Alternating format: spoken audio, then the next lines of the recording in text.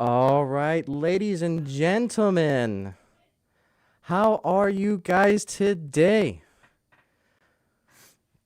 Hopefully, you guys are doing okay. Hopefully, no drop frames. I'm trying the wireless setting on this computer. I finally got an update to where it is the Wi-Fi 5, whatever you want to call it.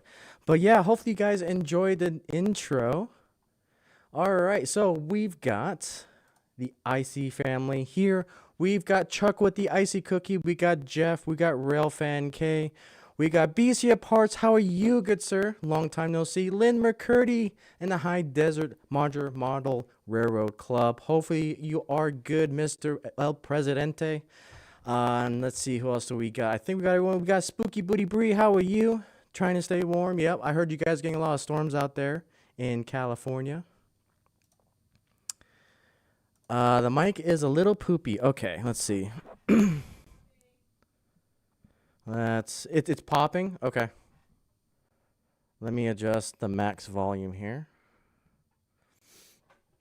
And BNSF engineer, hopefully you are doing well as well. I am doing good. Just the mic a little bit, and hopefully that's a little bit better. Let me know if it sounds better. Is still popping. Okay, let's see. I think this mic is starting to show its age a little bit. Okay, how is that? Give it a few seconds and we'll see.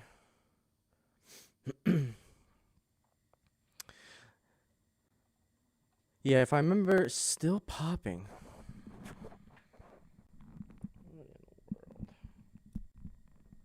Okay, I'm gonna change the setting here and see. Because the popping usually means that I'm peaking, and I don't see it peaking on any of my devices. That's telling me. A little bit better. Okay. That's better. Okay. Thank you guys for keeping me honest. Again, I tried to adjust a few things, and hopefully that'll work a little bit better for you guys. I'll probably get an updated mic because I do have this one mic, but I want to get a share mic eventually. I can't. Okay. Let's try that. All right. So, mic's still popping. Man, what is going on? Let's see.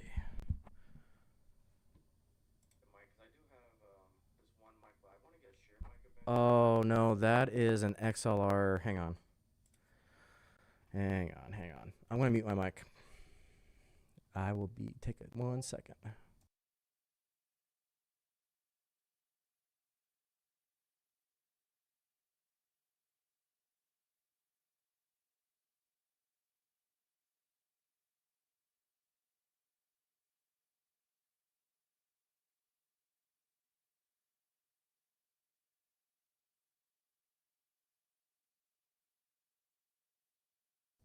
So that popping is actually a microphone issue. I think. Hopefully I didn't blow out this mic, or the mic is actually showing its age. This is, I think, about 5 years old. I've tried a different input. Let me know how that sounds. Let's see. Yeah, California's been getting a lot of. So that popping is actually a microphone issue. I think. Hopefully I didn't blow out this mic. Sounds a little bit better.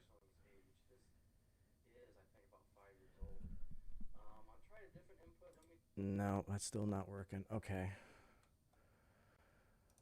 Oh, that's not good. Let's see. Kyle Stevens, welcome. We are trying to figure out the popping issue. So bear with me. I haven't had this mic act up like this in a very long time. Let's see. Let's try this.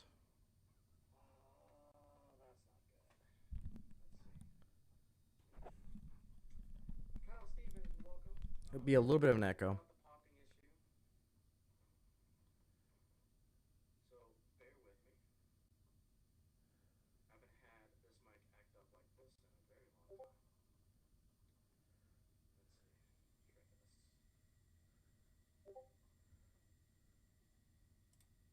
I know it's gonna echo a bit.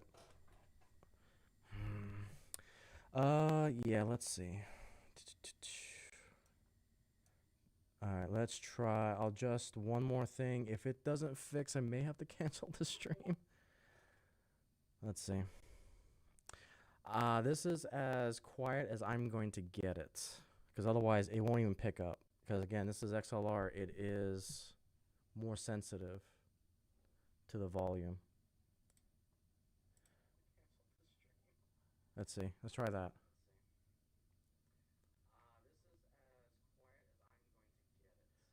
No, I think the microphone's. I think the microphone's blown, which sucks. Um, Let me try one more thing, guys.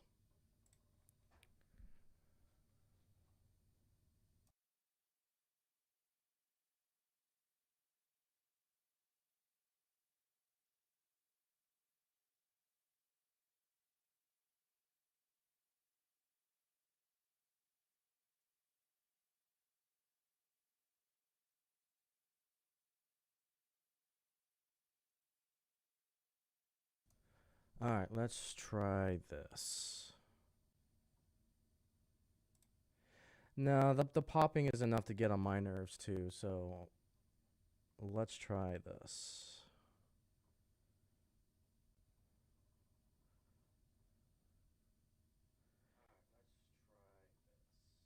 So yeah, I don't know because I have a cloud lifter for this mic. I don't know if the cloud lifter is going bad, if one of my cable is bad, or if the mic's actually bad.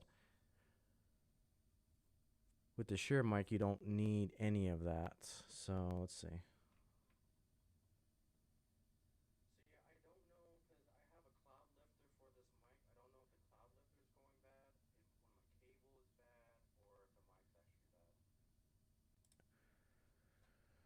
Okay, let's see here.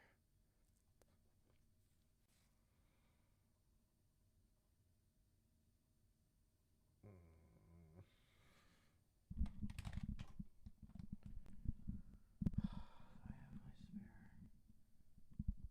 Where did I put that spare? I need to cancel it.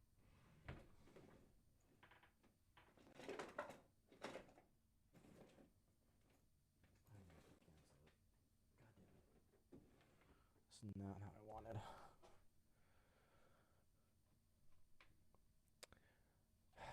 Da, da, da, da, da, da. No, I think I'm trying to figure it out. Because the popping, I think it's the microphone. I think it went bad.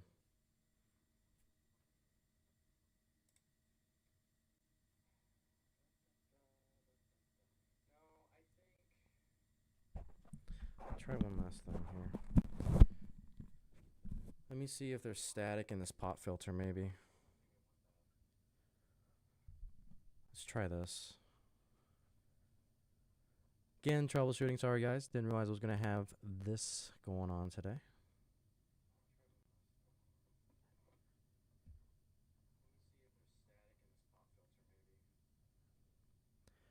Let's see. Testing. 1, 2. Does it sound a little bit better? Nope.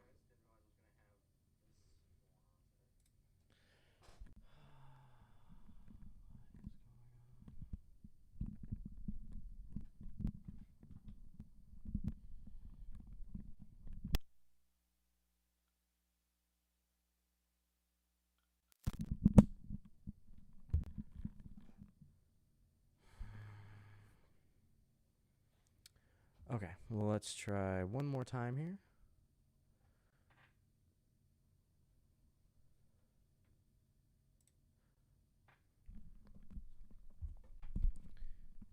All right. Let's try this. Because normally you actually want the mic close to you.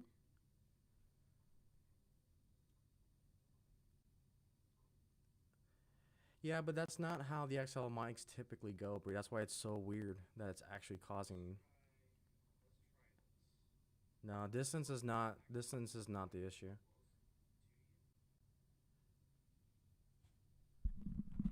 Let's try going vertical with this.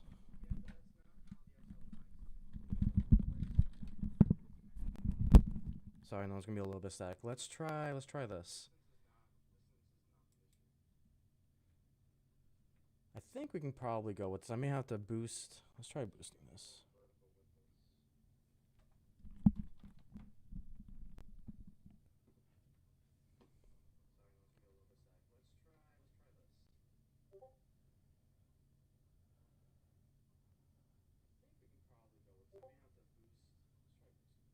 It just makes the pop less. Yeah, that was my concern. It's still popping though, regardless.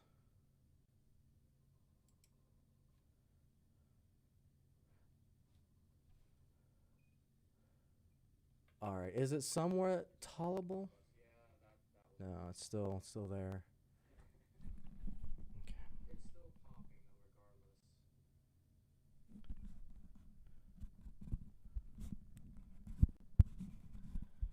Yeah, it's the Nickelodeon. Let's see. Yeah. That's strange because when I did my video just recently, I wasn't having this problem. I don't know, maybe it's OBS? Let me try something else.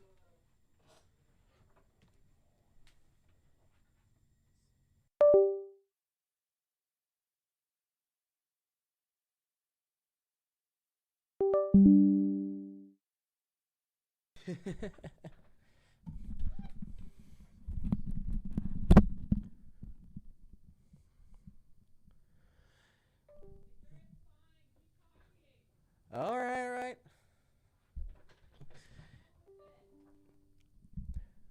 All right.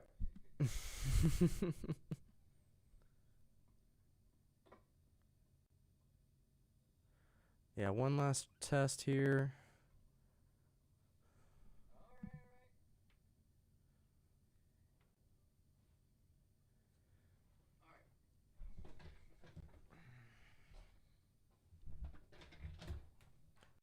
Okay, well, sorry for that technical difficulties. We'll roll with it here. Let me just get one last test here from my echo here.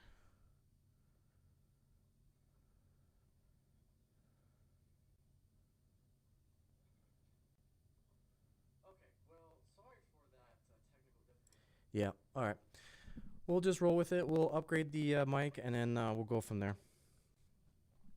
Okay, so again, hello everyone. Hopefully you guys had a good 4-day weekend. Hello Randall, how are you, good sir? We are trying to troubleshoot some mic issues. There's going to be some popping with my speak. I think my mic or cable or something is going out. So we'll get that fixed. We'll get that hopefully squared away by the next stream, but we'll go from there. Can you guys understand me okay? The popping is too loud. All right, guys. I think I'm just gonna call it. Oh, you kidding? You can't do that, Bree. Okay, I was gonna say. Okay, let me do this real quick though. Okay, so we'll get back on track here because we got heavily derailed by this mic.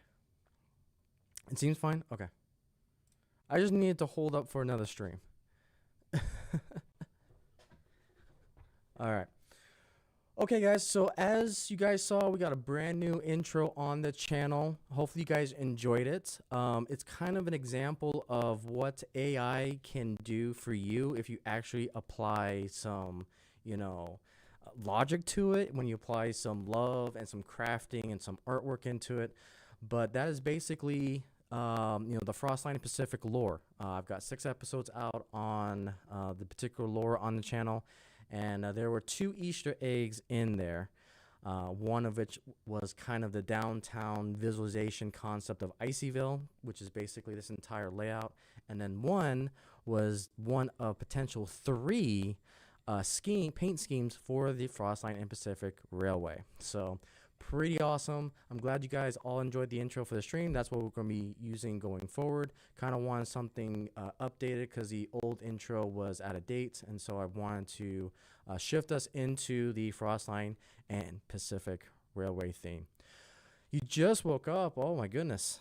I know that feeling all too well. And you get that groggy state. Oof. But yeah.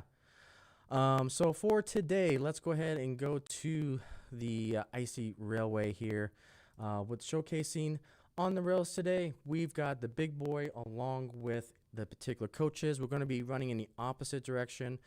Last stream, we had a lot of issues going from the code 83 to the code 100 track. So I've been running this in the opposite direction, and it seems to be working, knock on wood. So we'll see how that goes.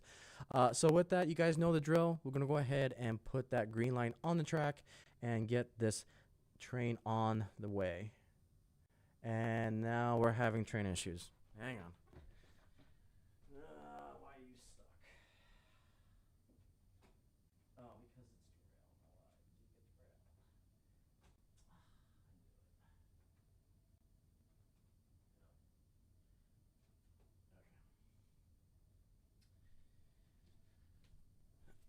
the entire front was derailed. Okay.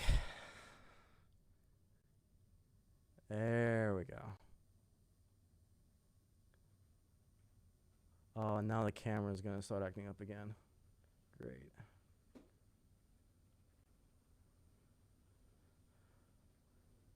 All right. So there's our power car, and we got some extra passengers there.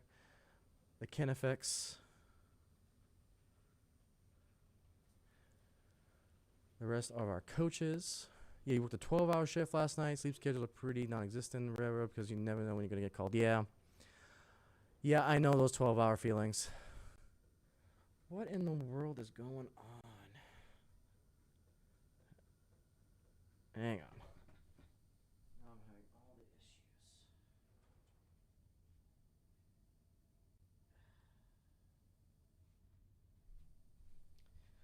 All right. Let's try this again.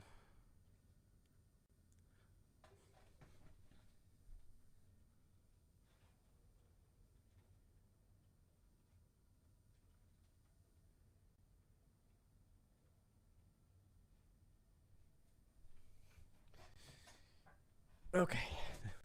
And lastly, there's our Fox River car. So I'm hoping we got all the gremlins out. Bring up the all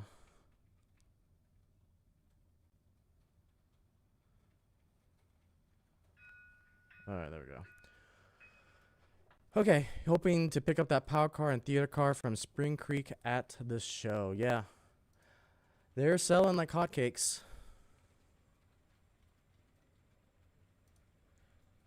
They definitely are. They're very, very popular.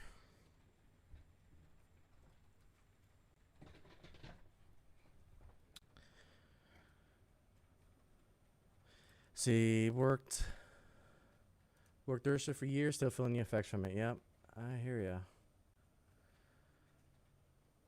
Been playing around with the AI features, nothing to upload involving that technology, but just messing around. Yep, there you go. See, for me, again, AI is a tool, and I'm trying to showcase that, hey, it can really do some things with the right person, you know. AI is only as good as the person behind it.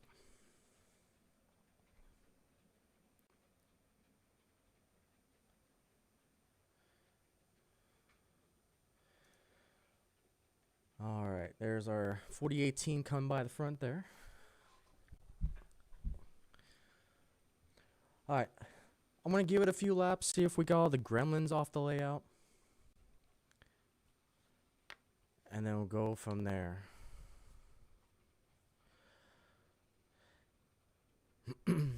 So you want the BLI Norfolk and Western and the 4-truck Shay at some time. Yeah, the 4-truck Shay is 100% on my radar right now.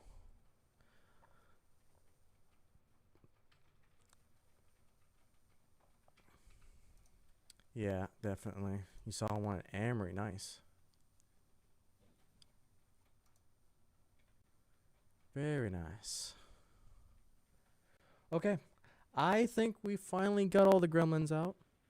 Again, welcome everyone to the Frostline Pacific Railway. I am your host, the Ice Tracking RayronVR. Welcome everyone who is watching, to those who's going to watch after the stream, and those who are lurking in the channel. Hopefully you guys had a great 4-day present, or excuse me, 3-day, maybe for some of you, President's Day weekend.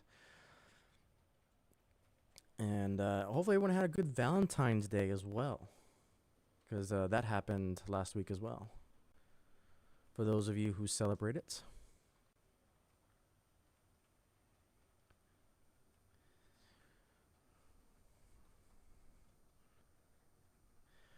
So you definitely bring up a great point when it comes to BLI.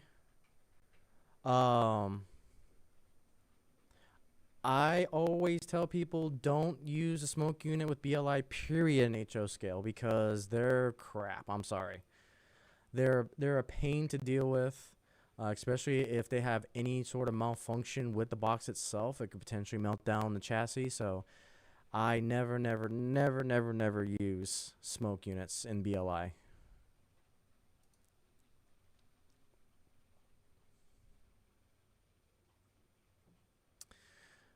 See, agree on the AI front.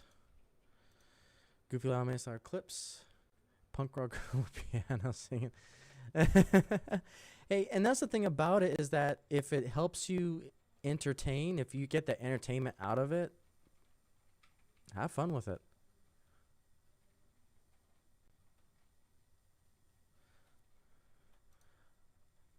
Kind words, BCF Parts.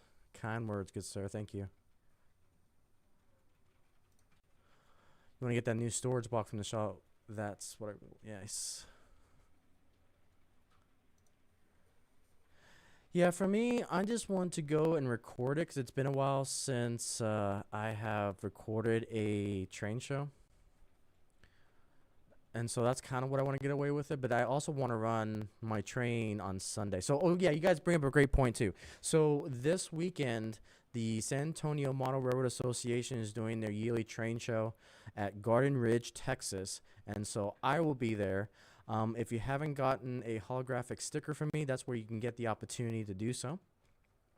And I'll also be running at the club all of Sunday. So it'll be from like 9 to 5. I'll be there running my train. I'm going to keep it a surprise, but I've already got my consist figured out, and we'll be good to go. Let's see, the smoke units have gotten better with metal boilers. You don't got to worry about anything melting. Interesting.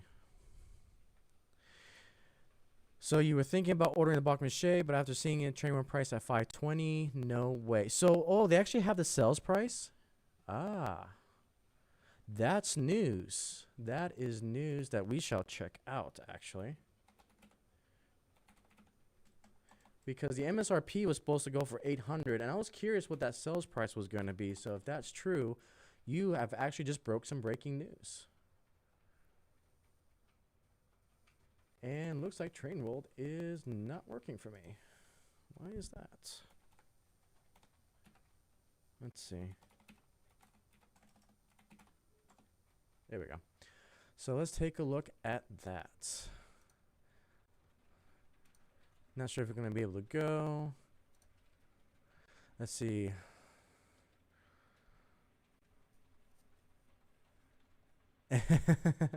AI is crazy nowadays. Like I can do a whole stream just talking about AI, but I know it's a very sensitive topic for a lot of people apparently. So Jeff will be running on Saturday at Summer. Okay. Let's do 3 truck Shay.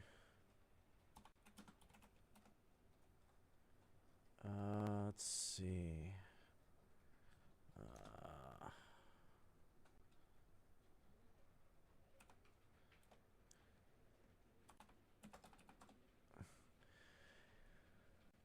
Let's see. Yeah, I'm not seeing it on Train World. Oh, wait a minute. Yeah, all I'm seeing is the Broadway ones.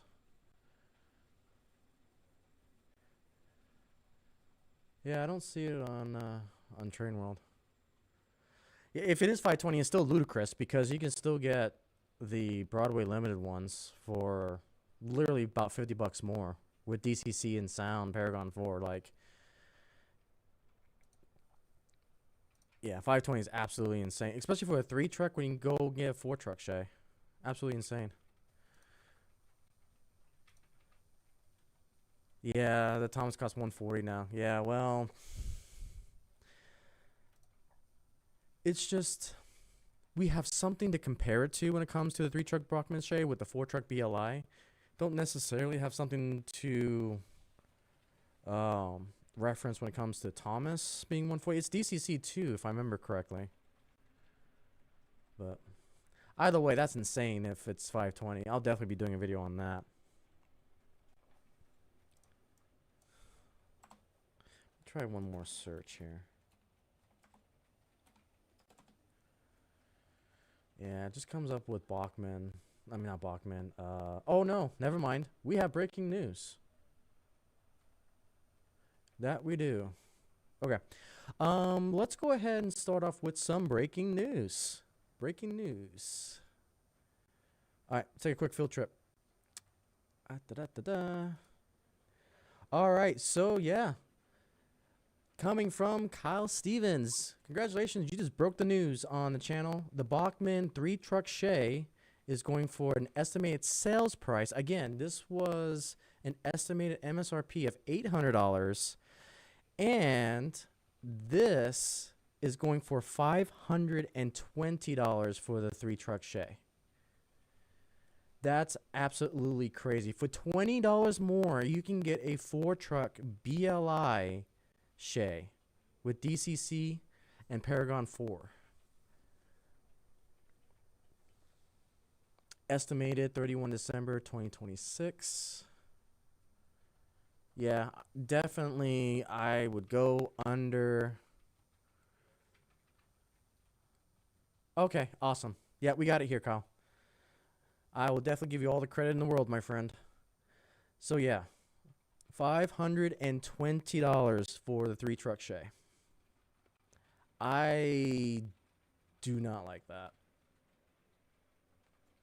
So basically for $20 more, you can get the extra truck. You can get, you know, if you're a fan of the smoke box, which I'm not, but I think you get a far superior product in BLI than you do Bachman. So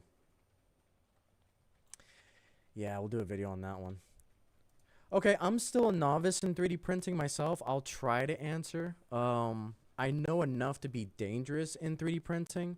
It's just when it comes to like actually trying to create a physical 3D object with Blender or something like that, it's a little beyond my knowledge at the moment. So yeah, same here. I'd rather go with the 4 truck Shay. Thinking about getting some PRR as well. Awesome. Yeah, go to eBay for Thomas. Yeah. Wow. All right. So yeah, thank you, Kyle Stevens, for breaking that news to us. Yeah. Let me do something really quick here. I'll get you guys back to all the cameras, and then we'll do some more newsworthy stuff.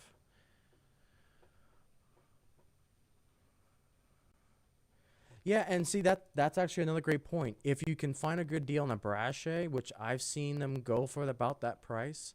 There was one that I was actually considering pulling the trigger on, but yeah, you can just get a brass one and go from there. Granted, you gotta be careful with brass because you may have to update the motor and update the drivetrain. But let's see here. Let me do something really quick here. Okay. So let's go. Okay, so I do need to make an addendum to the last live stream. So one thing I forgot to mention, let me go ahead and do. I'll keep it here. So I just want to put out there, thank you guys so much for all the support last week. Last week I didn't go live because Bree and I lost a family member. Our cat of 15.5 years passed away. So if you guys remember Mary, she was always one of the black tortoiseshells that would always get on my lap during the streams and so forth. She did pass away last Monday, which is why I didn't stream because last week was just rough. But you know, life moves on. We mourned, and then, you know, life pressed forward. Thank you guys so much for all the kind wishes. I saw every message, and Last week I took basically the whole week off from social media, so I was lurking in a lot of streams, but I wasn't really in the mood to chat per se until this week. But yeah, thank you guys so much for all the support. Love you guys so much. And then yeah. Also, the stream from 2 weeks ago, we got a few addendums to make. The first one was I put it into the description or into the comment section of the last stream. So if I make any error in my news reporting, usually what I'll do is I'll pin an addendum note message underneath the stream to clarify things that I was wrong about when it comes to the news. So last week or 2 weeks ago on the last stream, you guys definitely way smarter than I am. Pointed out that one of the errors was that Union Pacific wasn't going to buy 1,700 new locomotives as what it was originally kind of reported as. So let's go ahead and go to this. So apparently they're modernizing 1,700 locomotives with the WebTech deal. So again, just wanted to clarify that they're doing that $1.2 billion modernization to the ACE 44s. To all of their locomotives. So, yeah, losing family pets are family members. So, yeah. Yep. So, let's see. So we've got the WebTech, and another news that kind of broke too recently was CSX was also going to do some modernizations of their Dash 9s, which will arrive in 2027. So CSX has signed a $670 million deal with WebTech to upgrade the locomotive fleet with 100 new locomotives and 50 modernization units, as well as related digital systems. So there you go. Let's see here. So the brass trains has the exact same engine style as the Shay under the Bachmann that they're selling for $650. Interesting. Yeah, it's not bad. Especially if you're bringing brass.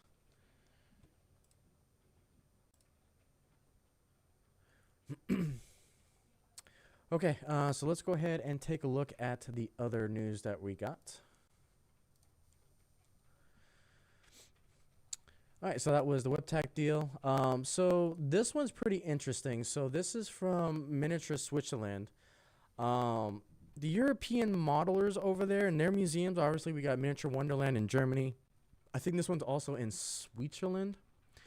They are getting big into the immersion factor when it comes to the HO scale. Let's see, so you think those Dash 9s will be also part of the 17 locomotive program? Yep. I think so. I think so. So I think you'll find better detail in the new runs from BLI, but I'll have to look at the brass models. Sometimes they're just as good. But again, when you put everything into brass model, you're also getting into the investment realm. If you plan to sell your units again, brass typically from time to time holds its value really well. But again, it's what do you want to get out of it? What's your long-term goal with the model? But it's pretty cool. They figured out how to take the simulator control and put it, you can see there's OBS up there, from the actual train car itself. So they have this camera car all compact into a little unit, all in one inclusive unit, and it literally rides the rail, which is pretty cool. So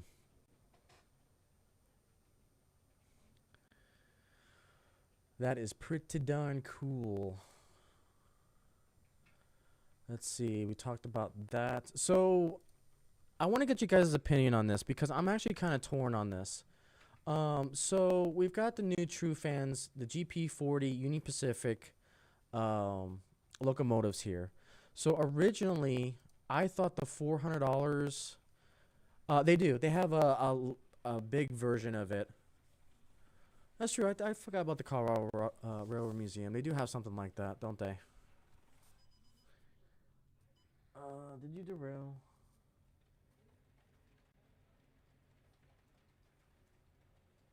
No, I think we're good. Okay.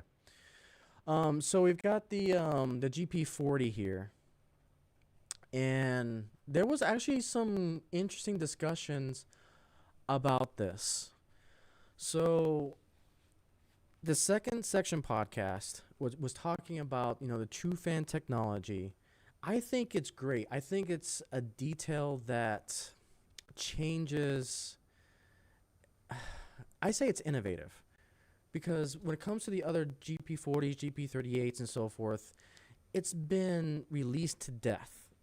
Every manufacturer has their own variants of these diesels. It is a popular seller, and I am happy that a manufacturer is trying something different and something new with this particular style of diesels. And so there was some debate on if the price is actually worth those fans rotating. And so I originally thought the 400 was the MSRP. It actually is the sales price. Their actual MSRP, from what I saw from Class 1 Model Works, was around 430. And so they're doing this if you pre-order before a certain deadline, that you'll get 10% off. So then it drops it down to, I think, like 380.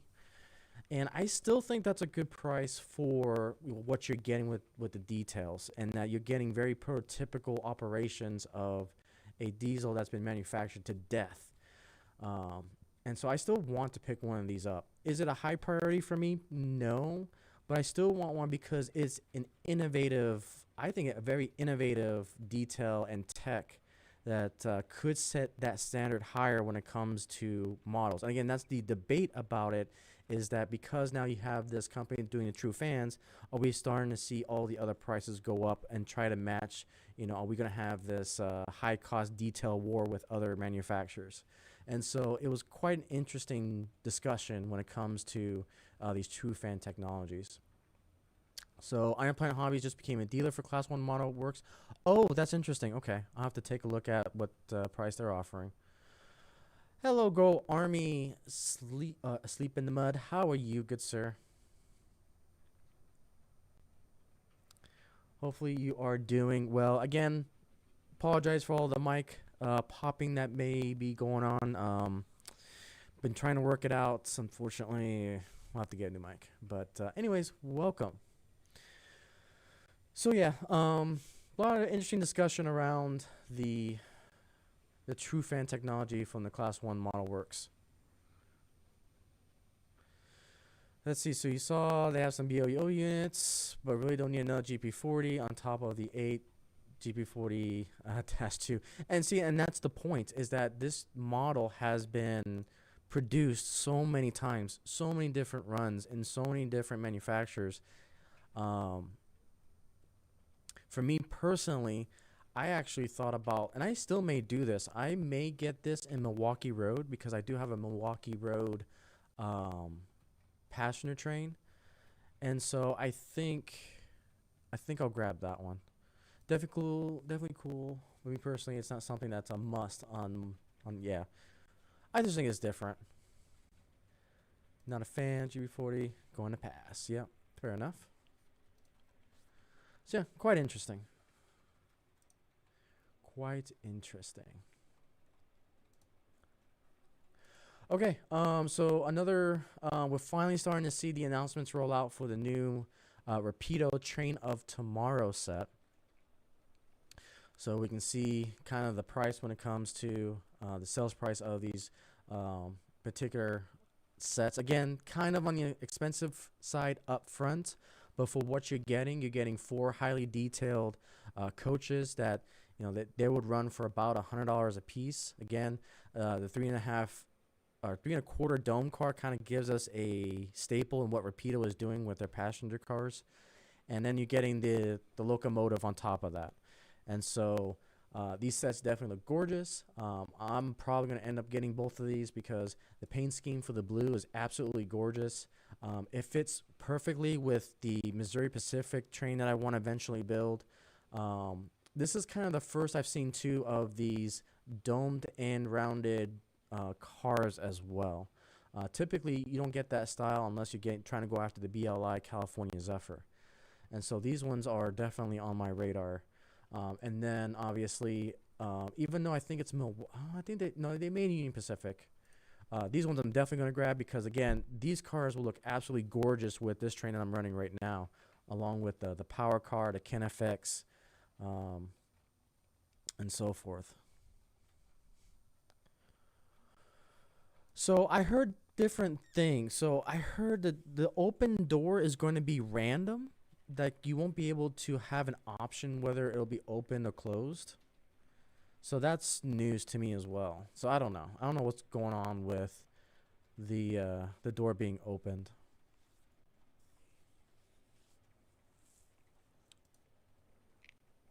So you like to see the BLI do a new run on the PRR H10s, 280s.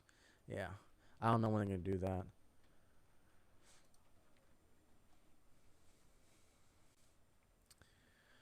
But yeah, I'm actually really excited for this set.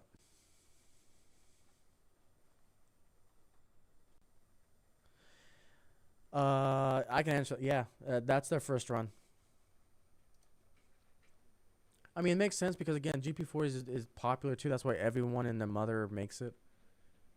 Apparently, it's a good seller. So, let's see. We'll skip that one. Okay. So I wanted to share some local news. So in San Antonio, there are 3 clubs. There's San Antonio Mountain Railroad Association. There's the Texas Transportation Museum with the Amory, and there's Elmendorf. So Elmendorf, also known as the San Antonio Railroad Heritage Museum, has announced the first initial concept of what they're going to do out there at Elmendorf. So they're going to do, I believe this is all full-scale locomotives that they're going to do excursion trains with. They also did have plans to have 7.5 gauge railroad out there, the ones that are rideable. I'm not sure if they're still going to do those plans or not, but this looks epic. So we got some concepts that they want to do a roundhouse out there. They're going to have their engine shed out there. They're going to have a station bay. Pretty darn amazing what they want to do out there. So this is kind of a conceptual representation of what they're going to do with that, all that land that they've acquired out there at Elmendorf. It sounds like they're operable. Okay, see, I keep hearing conflicting things on what that door is. I don't know. So I hope so, but the thing is with Rapido, they're based in Canada. So they're really focusing on Canadian stuff and kind of obscure things. I think the biggest product line that they're doing right now is the subway train cars. I know they got like the Metro out of San Francisco. They're doing one to New York and I think in a few other areas. So they're focused really on that right now. See, they're going to do a raffle on ATSF cabooses. No, I haven't heard anything about a raffle. They do give a lot of stuff away though. So the whole open hood doors and spinning fence are a bit much and a gimmick for you. I feel like you'll see a lot of broken pieces. Yeah. So for me, so my take on it is that I like all the spinny details and the door open. And the reason why is because, yeah, for me and you and at our age, it may be like, okay, that's probably something that's going to break, something that's going to be more that we have to maintain and understand when we go to actually open up the shell of this locomotive. Me personally, is going to get the younger audience intrigued about it. They're going to see that spinny animation. And if that's what it takes to get those young adults into the hobby, or at least gets their attention into it, then that's worth its weight in gold. So that's why I'm a big fan of it, because I think it's more of a attention getter for the younger audience.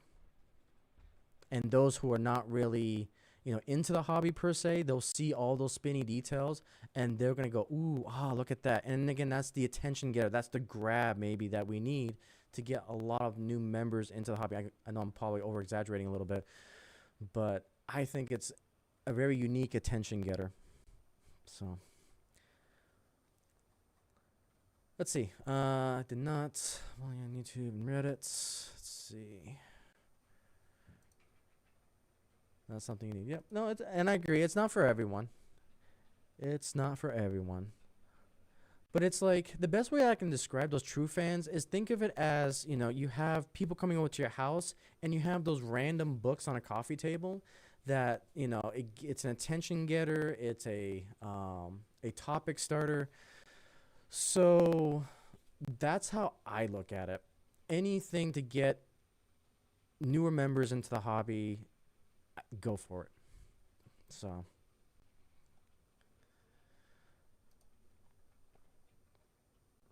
but yeah, so back over to the Railroad Heritage Museum. So you can kind of see this is very extensive what they're trying to do. And I cannot wait for them to actually proceed with this. So, again, that is in Elmendorf, Texas. It's about a 20-minute drive from San Antonio. I've been here a couple times. They have a Fremo layout out there. And so very awesome to see.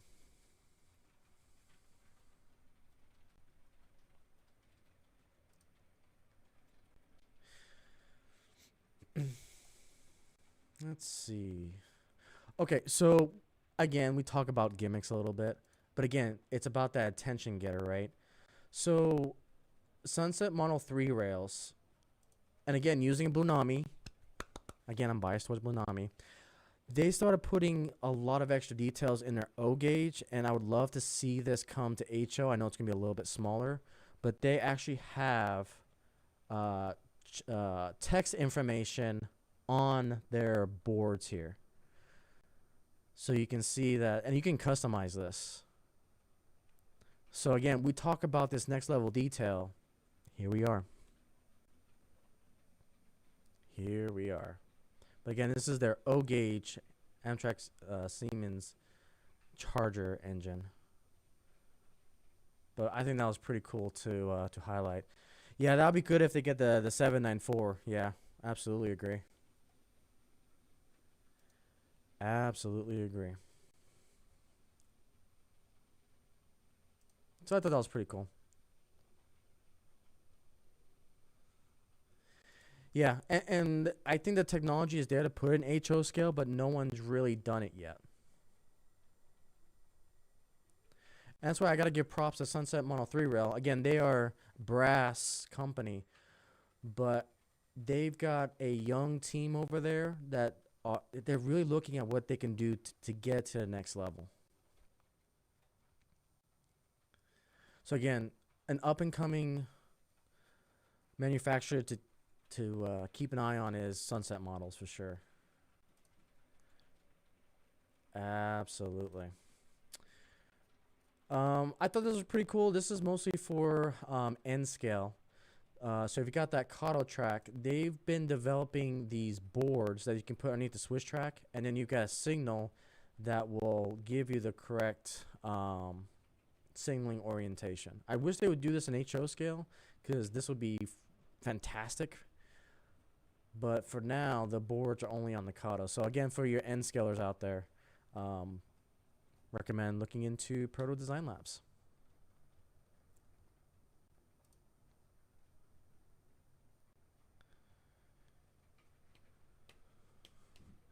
Yeah, you're looking forward to getting your 47 in by Sunset. I am really, if everything calms down next year, I want to pre-order the AC9 from them and put the Blue Namis in there. So yeah, I'm actually looking forward to that. Okay, so I think this was about a couple streams ago. We found a mysterious switcher that was for the United States Air Force, and finally we have an answer to what it is. So, it is the this locomotive manufacturer newcomer, Integral DX, has completed its third unit for the U.S. military, a rear cab switcher for the United States Air Force.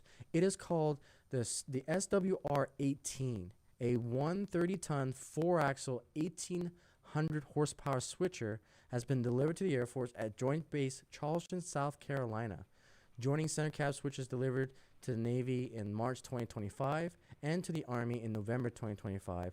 The locomotive will be used to stage cars to serve the base logistics center. So that's pretty cool. We finally know what this diesel is. So I've never heard of this company before. And that's why we were all wondering, what was this locomotive that we saw? Well, we have our answer. It is a Switch 18, a Switcher 18. Pretty interesting design. I'm really want to get this model on HO scale too. It just looks quirky and goofy, but I love it at the same time.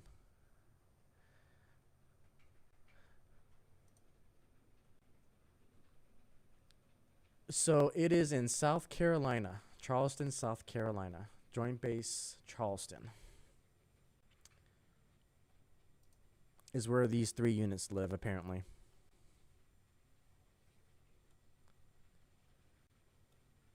Yeah. So yeah, we finally have the answer.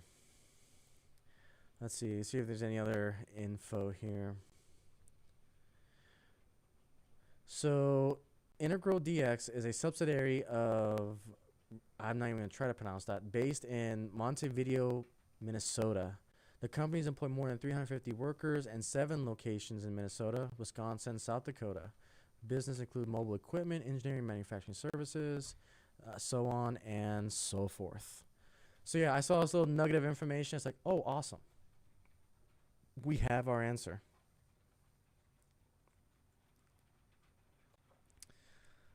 Pretty darn cool.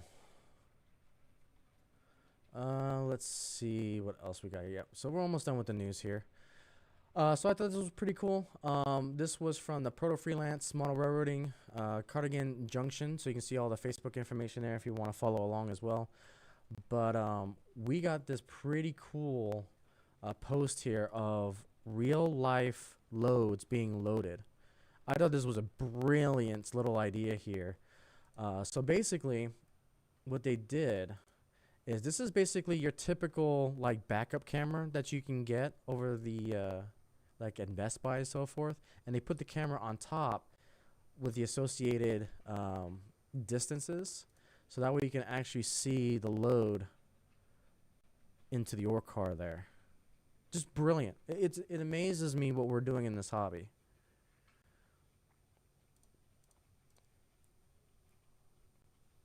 Just absolutely crazy.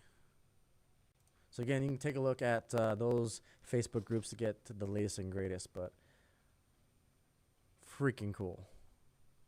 Very, very cool.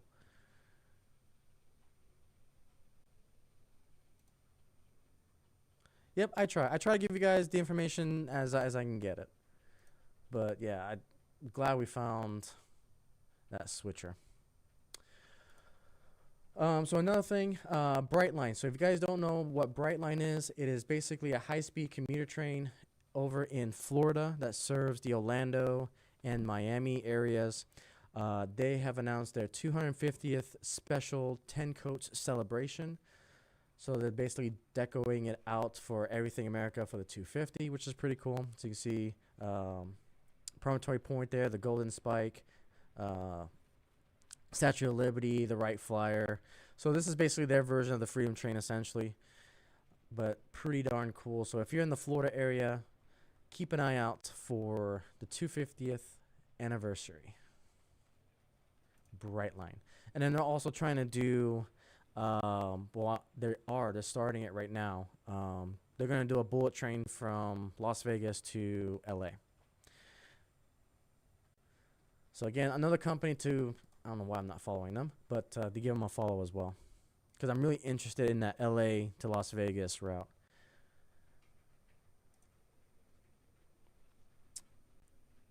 Okay, we'll do this one, and then we'll do the C415. So again, this is more, we got some more detailed photos of that Freedom Train set that we saw 2 weeks ago in the catalog. So this is what that set is going to look like. Here's some of those coaches for the American Freedom Train in HO scale, and then you got your Bachmann version of the GS4. Again, if you can find it, because they're kind of hard to find now, the American Freedom Train that BLI did a couple years ago.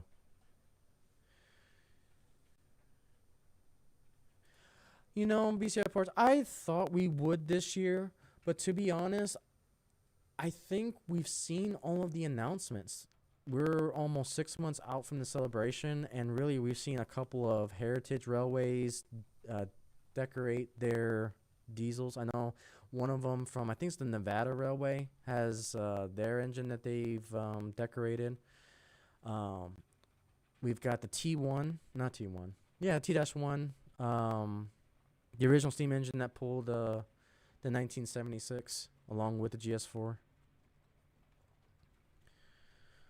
But I think we've seen all the announcements. I thought we were going to get more too. I thought we were going to actually see another American Freedom Train, but in this climate, I don't think we will. I think the best thing we're going to get is the Big Boy Coast to Coast tour.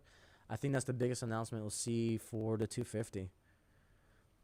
We still have one more announcement from UP. We still got to see what that 1776 Heritage Diesel is going to look like. I think that'll be the last, like, pretty cool announcement that we'll see. So we'll see from there.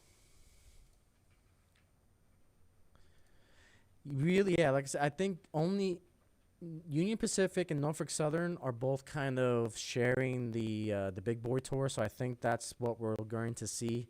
I haven't seen CSX. I haven't seen BNS. I don't think BNSF will do anything. And that's unfortunate because I think the owner won't do anything because that unfortunately that leads to politics. I haven't seen anything from Amtrak, which again is kind of no surprise that we won't see anything from them. But we still have 6 months, so we'll see. I know for sure we have the 1776 diesel from UP to wait on. So we'll see. Yeah, it's a shame we're not getting another Freedom Train concept, but again, the big boy is kind of it at this point. CN gets their own 250 numbers. Oh, okay, there you go. That's the thing. I haven't followed CPKC too much. I'll have to look into that one.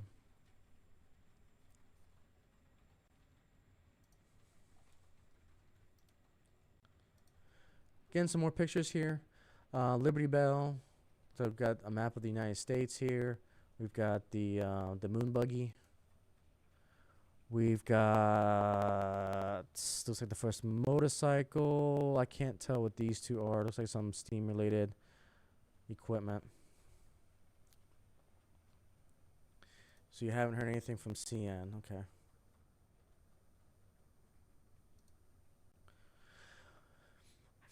Well, when I know, you guys will know. So, cool. Okay, and then the last thing I think we got here, rounding up the news, there's been a sighting from virtual rail fans of a Alco C414, or sorry, C415, can't read. So it's trailing on the BNSF freights. This happened yesterday at 7 a.m. at Fort Madison, Iowa.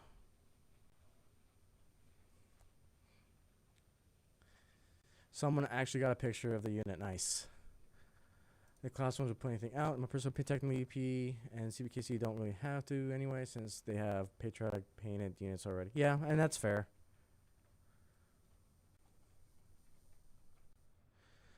Yep. From a business standpoint, yep, it makes sense. Yep. No, it's very cool because we talked a lot about the Bowser C415 HO unit that came out recently, and this all of a sudden became kind of a popular unit.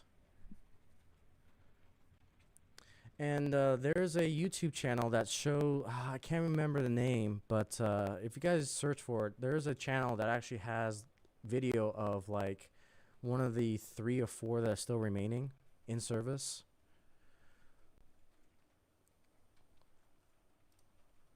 So I think that was actually a pretty cool shot.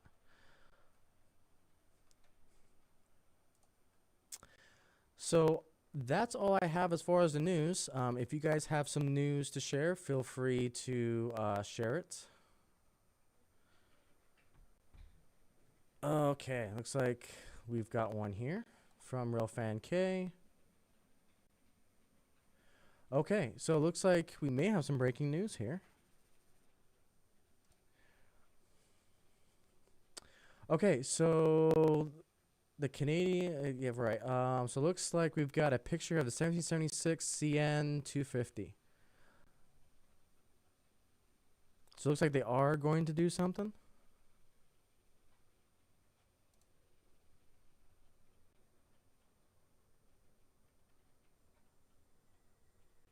Interesting. So yeah, we'll keep an eye out.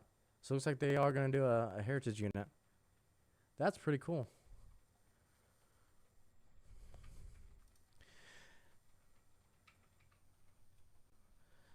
Yeah, like I said, NS is going to do the big. They're going to tie in with the big boy, because obviously they're going to need the NS lines for the big boy to go to the east side. So they'll probably claim that as their 250th. BNSF, I absolutely don't think they're going to do anything. CSX, I don't know. But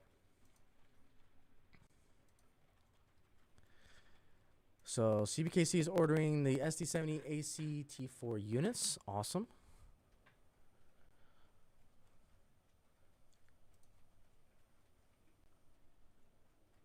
Yeah, but thank you, RayronVR, for that share there. Very nice find.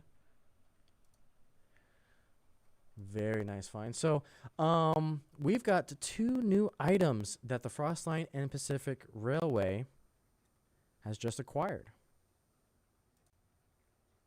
So, I saved the C415 for last because it makes for a perfect transition.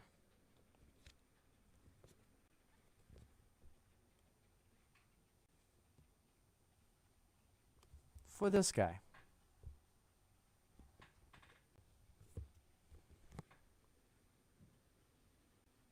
We have acquired a C415. So 65 units according to Trains Magazine. Awesome. Awesome, awesome.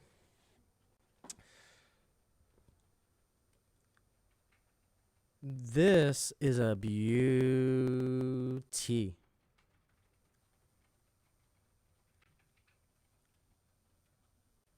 It is a beauty. So we have acquired the Rock Island version of the C415. So let's go ahead and unbox this for the very first time. Again, Bowser doesn't use clamshells, which is already a ding on my books because I can't stand these screws. But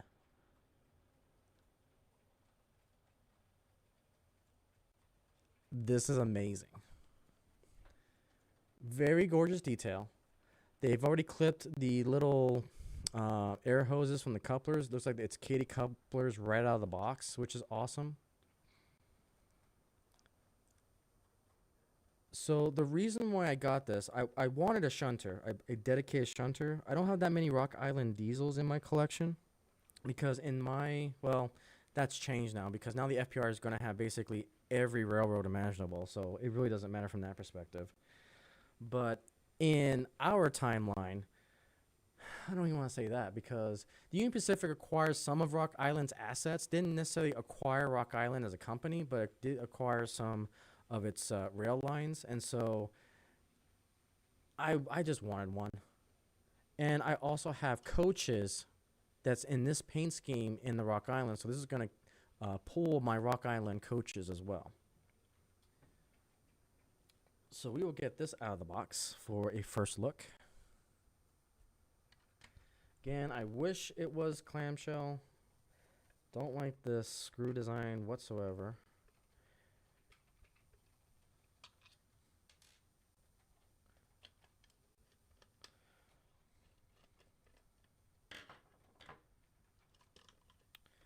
All right, come on. So I have to thank Echo Hunter because Echo Hunter had his SP. He allowed me to run his SP diesel on the Samurai layout, and I have a lot of shorts on that particular diesel, and that sold me. The sound was amazing because obviously it's Loke sound. Loc is the best sound decoder. It's a little light, but here she is.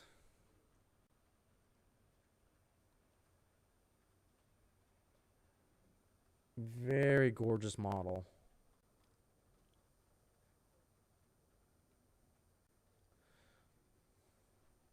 A lot of detail. I don't know if it was a single prime mover. I don't know the technical aspects of it.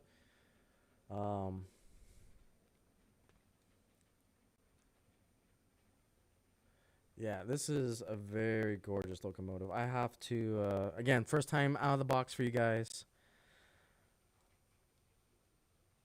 Yeah.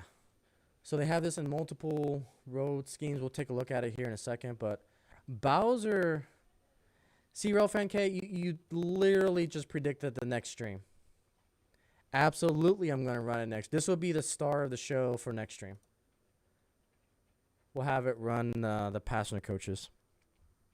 So I got to program it, and we shall run it next time.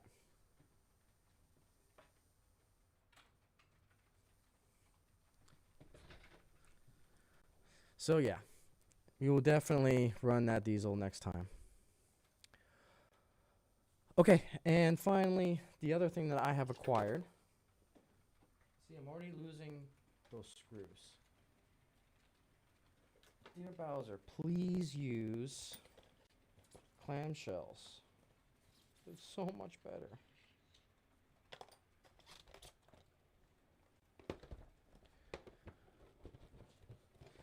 Okay.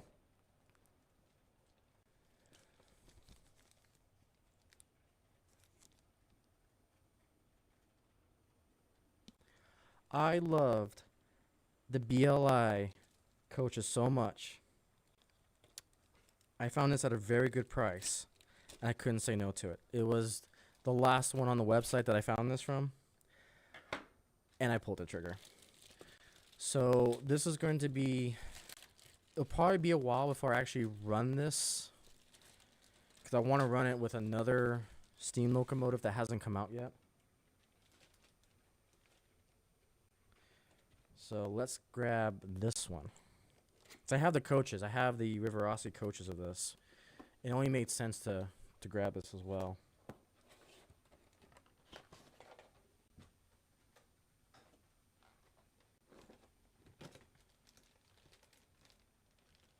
All right.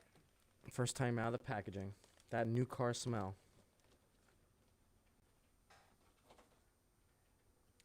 So this is the Fox River in the Chicago Northwestern. So there you can see the particular details on the back.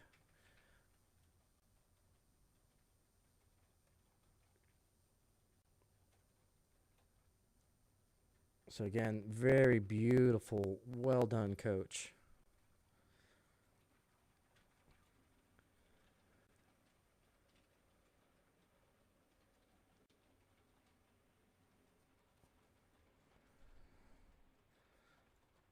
So just simply, they have knocked it out of the park. And it's like the attention to detail is absolutely insane. Like you can see that there's actually a door there. And you can see the window in that door.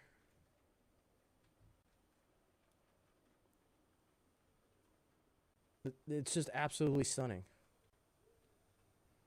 Absolutely stunning. So my plan for this, I pulled the trigger on this because I want to eventually get the BLI Yellow Jacket steam locomotive. Because with that engine, with the coaches that I have, and this at the end of it, it'll make for a very, very sweet train. So I pulled the trigger on it.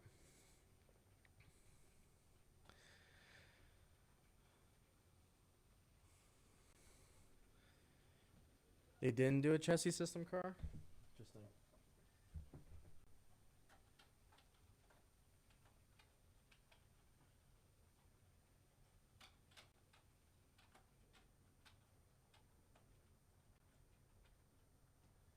So yeah, it has the same features as the UP version.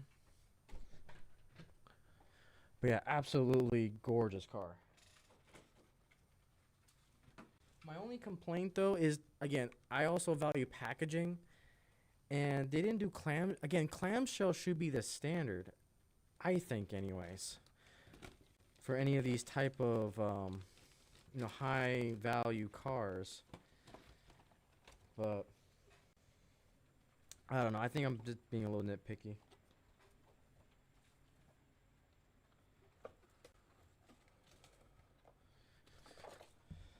That's unfortunate. Well, I think the good news is that these cars are just so popular that hopefully they'll start expanding their offerings.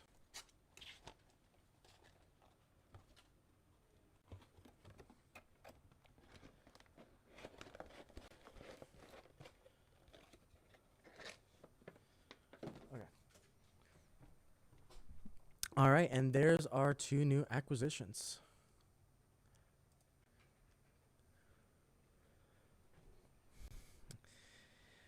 Yeah, in due time. In due time. And there, like I said, I'm waiting for. Let's go to Broadway Limited.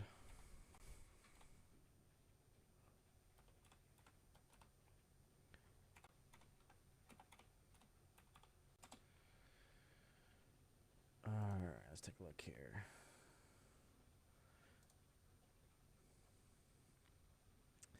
Let's see. We want. I think this is a brass hybrid. Yep. So this is the train. This is the consist that I'm going to be building in the future. So Broadway Limit has announced that they're doing these yellow jackets for the Chicago Northwestern. And that's when I had the idea, I might as well grab the theater car now because I saw that they were going pretty quickly for the Chicago Northwestern. And so this train with that and with the rest of the passenger cars will make for a really nice locomotive. One thing that I did notice on this is that the MSRP did go up on these. They're up to $850 now. Weird. But the sales price from Train World is about $200 off, which is still around $650 to $700. And so we're starting to see kind of the tariff prices on this one in particular. Let's see. For details, locos, cars, and trucks should be handled handbrake, small parts when lifting it up. Yeah. Yeah. Now to say I think this is. I don't know if the L-Jack is considered Hudson class. I think it is. I don't know. I'm a little rusty on the names. But yeah, these are the ones that I want to go after. And then we were talking about the theater cars. So let's try to find.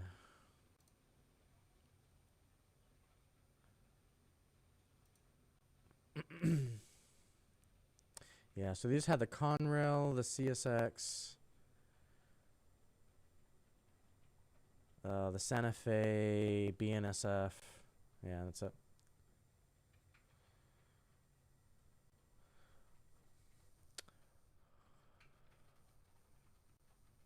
Okay, Trains, welcome. How are you? So you ordered the BLI CSX Santa business car with the lighted drum head on Monday. Awesome. So you got, I believe it was this one.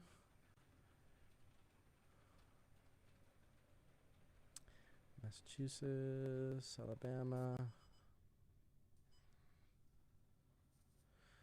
Need to figure out why this is causing short. Hang on.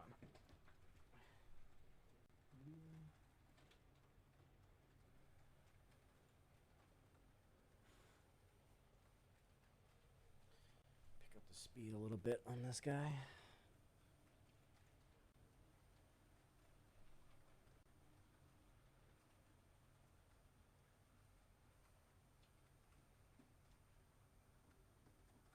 Oh, my track's dirty.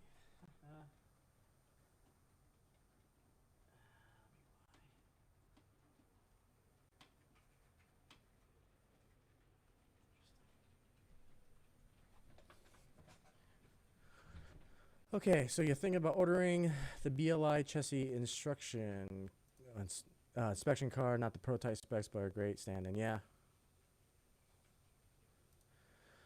Yeah, I think BLI is hitting everything out of the park so far this year.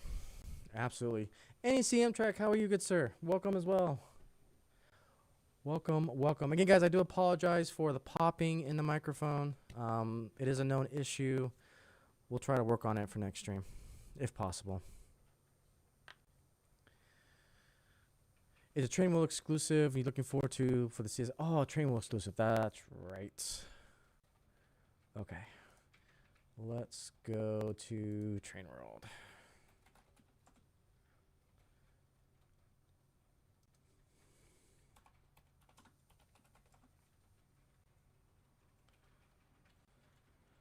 There it is.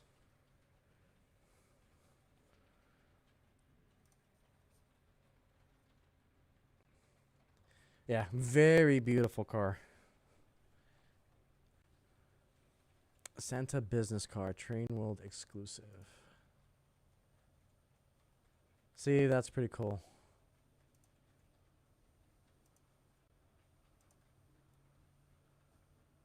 And they're currently in stock. The S1 is going to be another. So I'm hoping with the S1, I'm curious how it's going to take switches and the curves. I'm hoping BLI did their homework for navigation, because it looks like it's going to be an interesting frame. It's the Pacific. Okay. Yep. Howdy, howdy.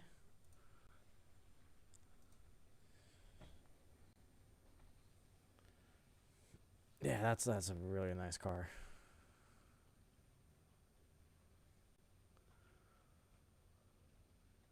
Let's see. What else were we talking about? Oh yeah, we gotta go Bowser. Let's go to Bowser.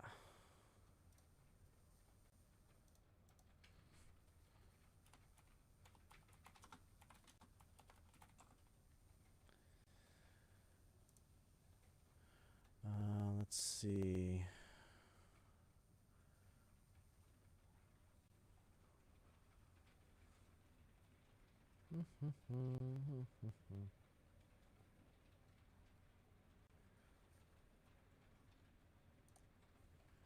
Games for new brass and W cars hopefully Friday. Just in time for Saturday. There you go. There you go.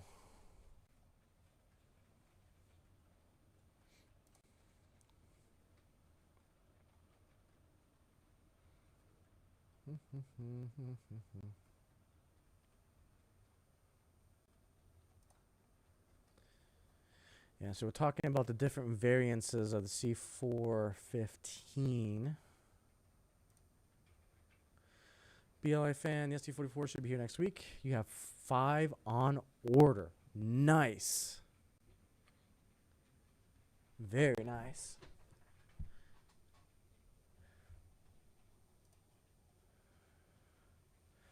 So yeah, we got the demo version, the Southern Pacific, the Spokane, the BN, the 2 different Rock Island one, 3 different Rock Island ones, the Burlington Junction. So this is the one that the YouTuber, and again I apologize, I can't remember the name, had video of this one running. Tallahassee Western, the Columbian Kalowitz, and the Hammersley. I'm definitely butchering these names, but beautiful, gorgeous diesel locomotives. Absolutely.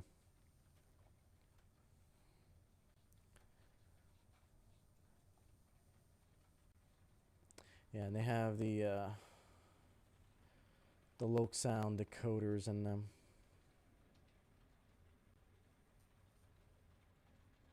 Very nice. All the cameras.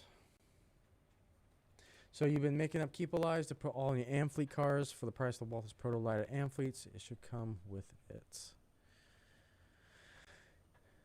Yeah, that's one thing about some of these Broadway Limited cars, again, it's a small little nitpick, but they don't have memory, like keep alives or memory state keepers is the best way to describe it. So meaning that if you take one of the coaches off the track and put it back onto it, you have to reset the lights every time. So here you have a short, you have to reset the lights too. So it's like there's no keep alive or memory state that remembers if the lights were on and off. Again, that's more of a quality of life luxury issue, but it's just something to note. Because I found myself several times if a short happens on the club layout, I have to go back and touch the top of the coaches every time it loses power. But again, very, very nitpicky thing.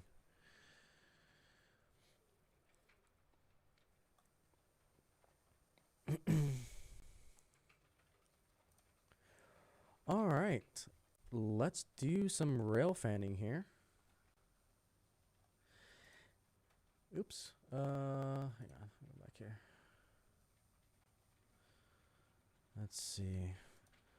So yeah, again, we'll be doing on Saturday. I'll be at the San Antonio Motor Road Association's train show. I'll be in the morning, so I'll probably be from like 9 till noon, and then I'll be at the club running a train all day. So back into the train show season. And I think we got new Braunfels in April. The end of April was new Braunfels. So what is the price of the diesel? So I got mine at $290 sales price. I think MSRP. Let me just use Train World because I like using Train World as if they have any available. And welcome, Papa John. Hopefully you're doing good, sir. Hopefully the weather hasn't kept you too cold.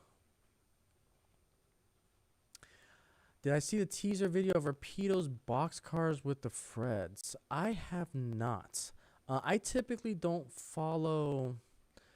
I'm biased towards passenger trains. When it comes to like freight trains, I'm a big fan of the $5-10 blue box, Athearn blue box cars when it comes to freight. Extra detail on freight cars, I typically not follow. But we can take a look here. So give me a hot minute.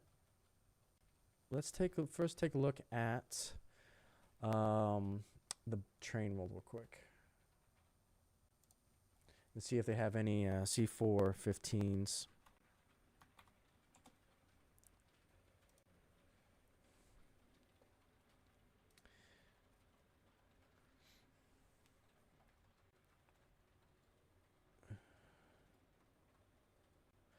So without DCC, it is $220. With DCCs, it's $350.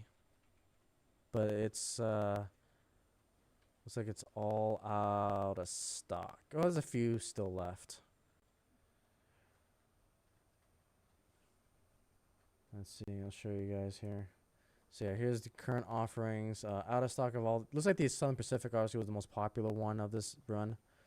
They have a few of the Rock Islands, Spokane.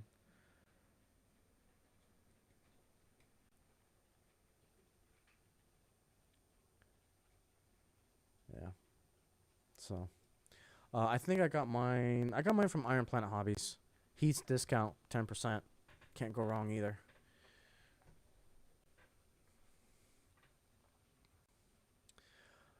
I'm sorry to hear that, Gormy. Hopefully, hopefully you can find some escapism here, and hopefully, things will improve.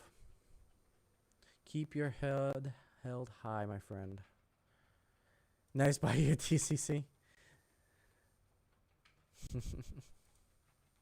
Yeah, but again, Papa John,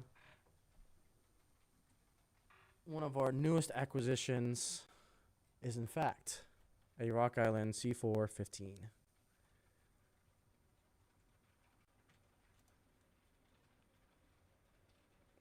Beautiful, beautiful diesel.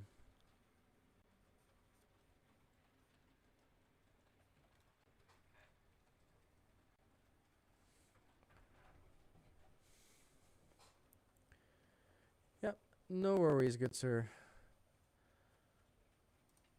That's why we're here. Again, escapism is always my #1 priority.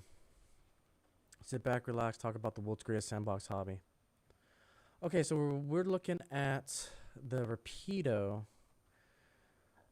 boxcar here. Let's see here. Rapido's boxcar.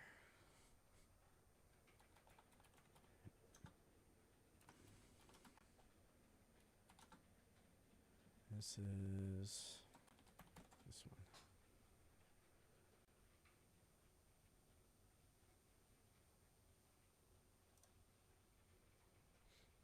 one. Let's see here.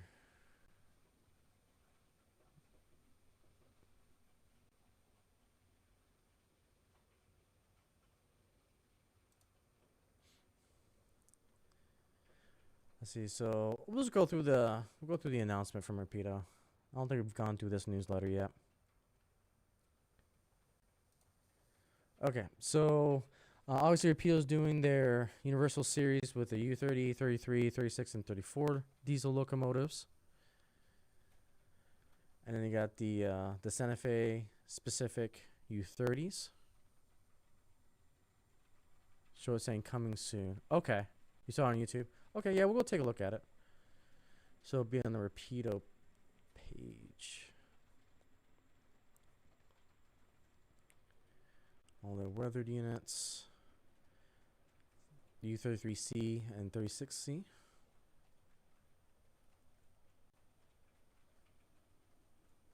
Lot of options. Jersey Transit.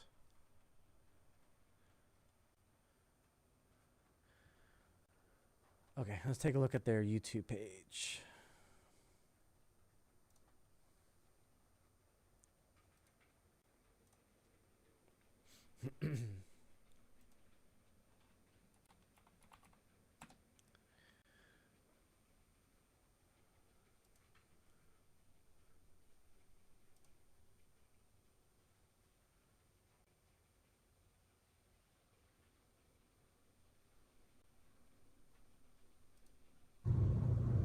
What do we got?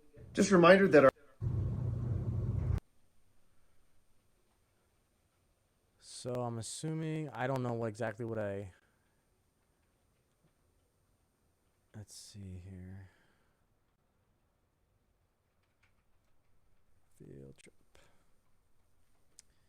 So we got coming soon there with that particular boxcar.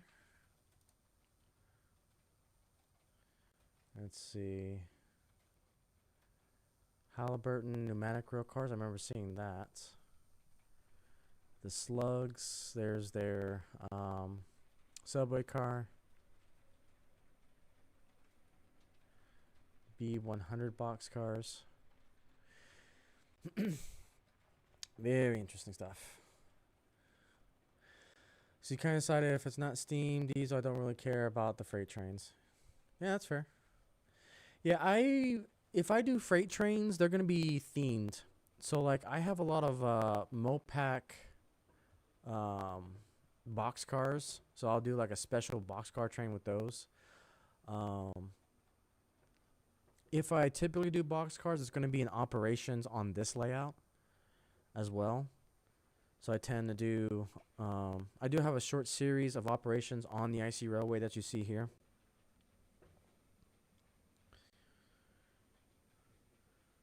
Okay, so that was it. Okay. Yep. So that'll be this guy right here. There you go. So, again, great detail. It's just for me personally, you know, that's going to be like a $50 boxcar. Again, don't get me wrong, the details look amazing. It's probably going to be very prototypical.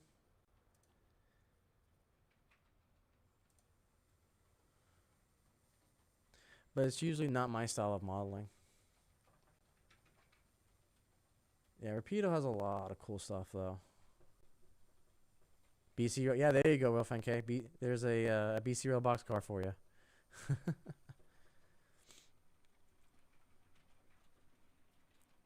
Very cool.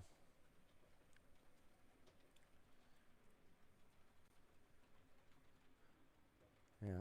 Repeal's got some good skits too. Their YouTube videos are really, really funny. So yeah, if you're not following them, follow Repeal Trains on YouTube.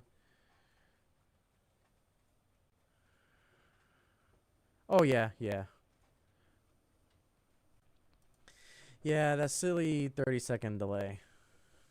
I go a little too fast there. So again, price is relative. And the big thing lately is that, think of it this way. When it comes to model railroading, you actually own a physical product. It's not like if you spend like $30 on a digital video that you may run the risk of not even owning said product.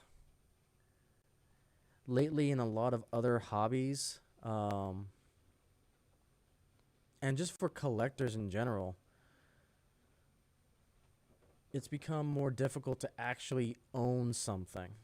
And I think we sometimes lose track of actually owning a product because we haven't seen that affect this hobby. Whereas other hobbies, it's gone completely insane. Like another big one is video gaming. Like you spend hundreds, maybe thousands on skins or like trinkets and so forth. And then a new video game comes out and you may not be able to transfer it over. And so where I choose to spend my free time, where I choose to spend any, money that I can, I do it on this hobby because I just get so much more out of it. Oh, I'm this. Bree and I are the same way. Yep. DoorDash, Uber Eats. Yeah. I swear, eating has become a hobby too. Oh, man. But it's like, I see this Union Pacific steam engine going around in a circle. And it's like, when we look at it, I own it. There's no DLC. Knock on wood, there's no subscription services that I need to keep this locomotive going besides, what, electricity is really the only thing. And even then, it's kind of minute. This hobby could be way worse off. And I think we're also very fortunate to have JMRI as its open source. Because again, that could be another subscription service that we would have to submit to if it wasn't, open source or in the, in the private sector. So I think getting into this hobby, we are very, very fortunate with what we have. Yeah, there you go. Again, cost is always relative. So a typical locomotive HO is the same cost as a pair of freight cars in 7.5 gauge. Yeah. Yep, cost is relative. It's always relative to the person, and it'll always be subjective. So I try to compare it to other things to keep me grounded. And it's like, sure, a brand new steam locomotive from BLI, especially if it's brass, going to run you $700-800. I look at other hobbies, and you look at, I don't know, when it comes to rifles in itself cost thousands. You look at the aircraft hobby, RC world. We can crash a $10,000 airplane, RC airplane. And so comparing it to other hobbies, we're in a great place. And my prior hobby to this was, Pokemon collecting. And that has gone completely bonkers. Like, you can't even find physical cards anymore. At least we have the opportunity to pre-order our locomotives, whereas, in the Pokemon world, scalpers have completely ruined that hobby. You can't even get a pack of Pokemon cards anymore because scalpers have completely ruined that game, completely ruined that hobby for everyone else. Again, I don't want to be on a high horse here, but again, it's just something to think about, Yep, and Papa John's finding those one of a kind deals, 25-cent cabooses. Abso-freaking-lutely.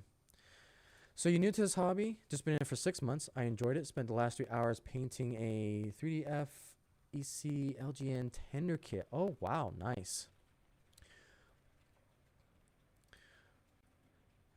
So this is an interesting thing. So okay, trains. How did you get into this hobby, and are you enjoying it? Because normally I usually talk with people that have been into the hobby for at least a couple years. The fact that you're in for 6 months, I mean, that's an interesting perspective.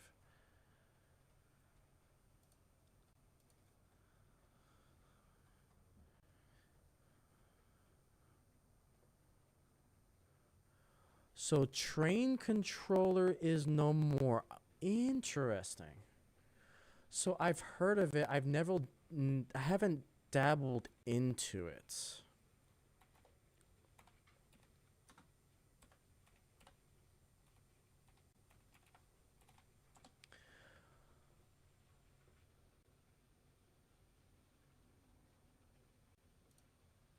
Train controller.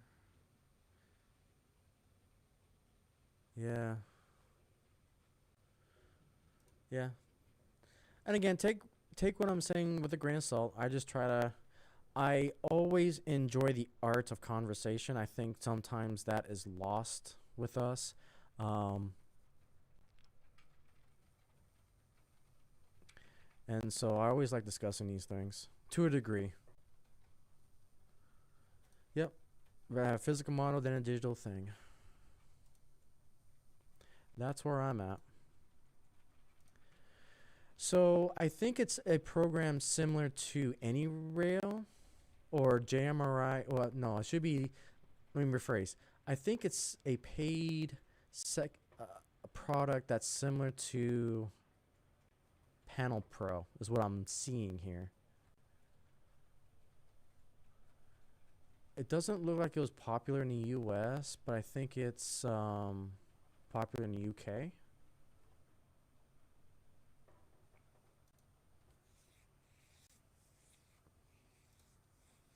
I'm just doing a quick glance at it here. So I'll show you. So train controller, so it looks like it's a software that you can control. So it has some software that's like block detection, signal, switches, and so forth. Looks like there's 3 different tiers: gold, silver, and bronze. Yeah, okay. Yeah, I don't think it was that popular in the US.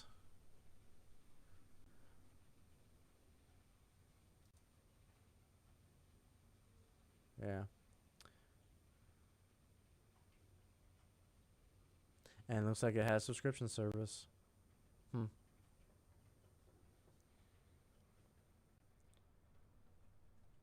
Interesting. Well, breaking news. There you go.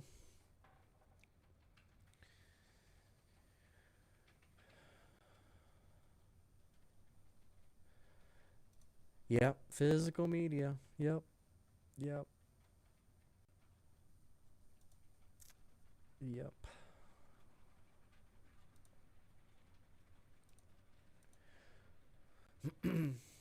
So yeah, and that's, I've had this discussion a couple times when it comes to like AI too. Um, we talk about what's the future of the hobby. Again, kind of going back to the second section podcast episode from the other day, they were talking about, what's the future of model railroading. And, me personally, we have yet to really explore Bluetooth technology in layout command and control and dead rail. We need lithium to get smaller so we can see how dead rail technology is going to be for HO scale. And AI. One thing we don't think about with AI is that really ESU is really the only one who's set up to do this.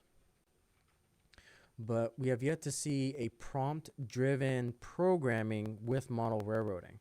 And ESU is in the prime position to partner with like Microsoft Copilot, with Google Gemini, and so forth, to say, hey, you tell the prompt, you tell AI, hey, I want CV1 or to be 0. And then the AI will prompt back completed.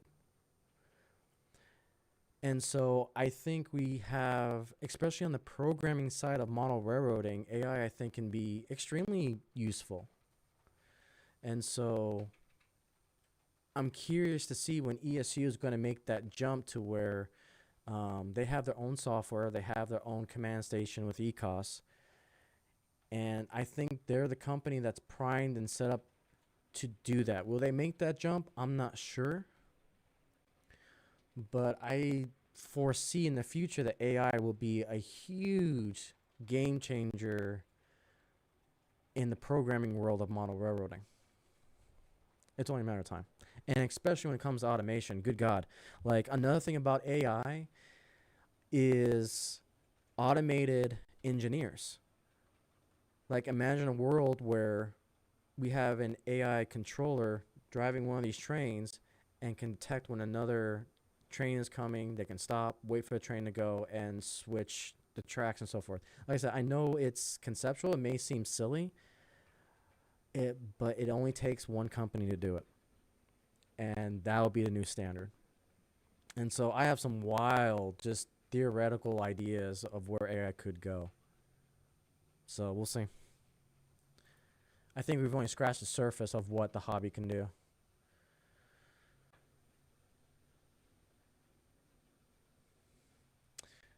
Okay, let's see here. So let me catch up with, yeah, if you imagine breaking a $10,000 RC plane, I'll be, exactly.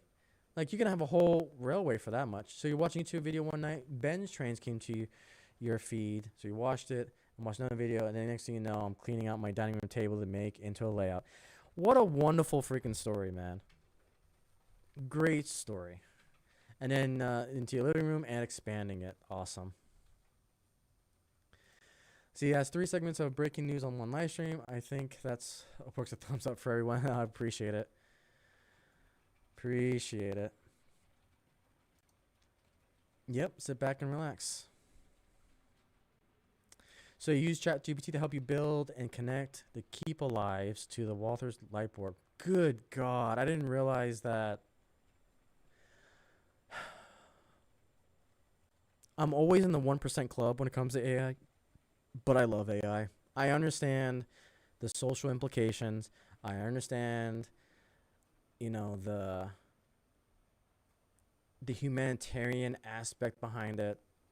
Again, with disruptive technologies, there's always good and bad until it gets regulated. But I'm a big fan of AI. I really am.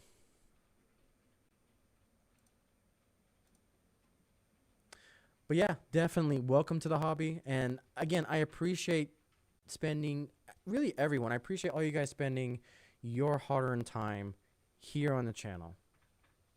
We're approaching about 8,000 subscribers on the channel. Absolutely freaking insane.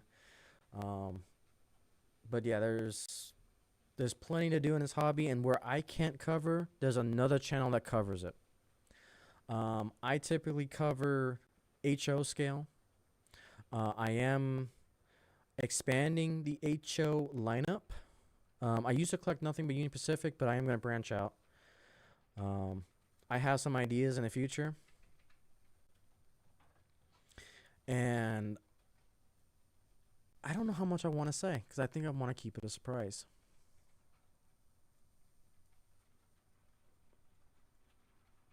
Let's just say I want to cover everything HO. I think I'll leave it at that. I've got a lot of things that I want to do for HO scale. I'm excited for that.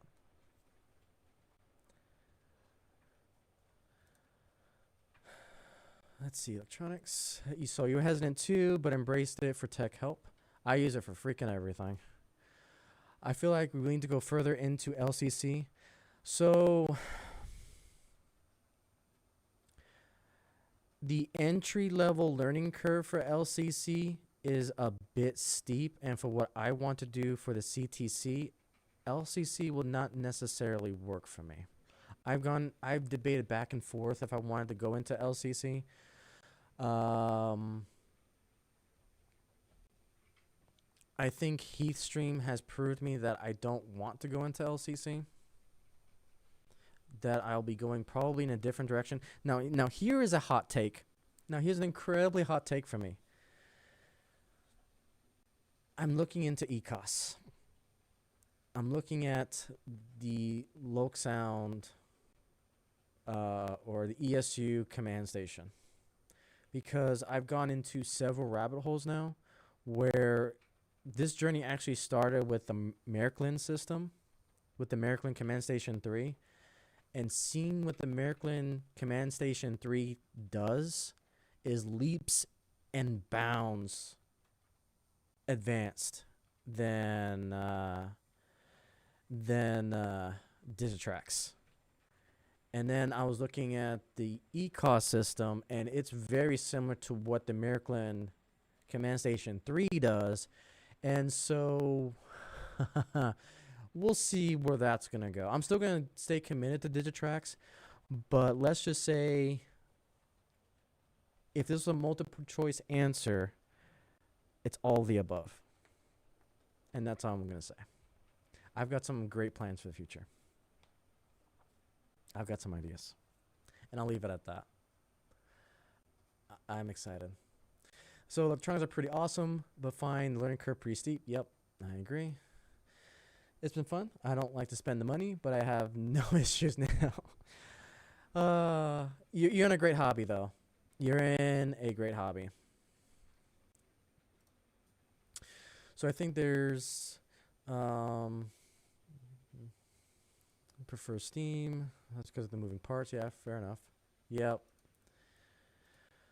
It is so the ECOS system is the most expensive. However, I've been learning more about it in the HO scale. Now, I wouldn't recommend ECOS for N scale.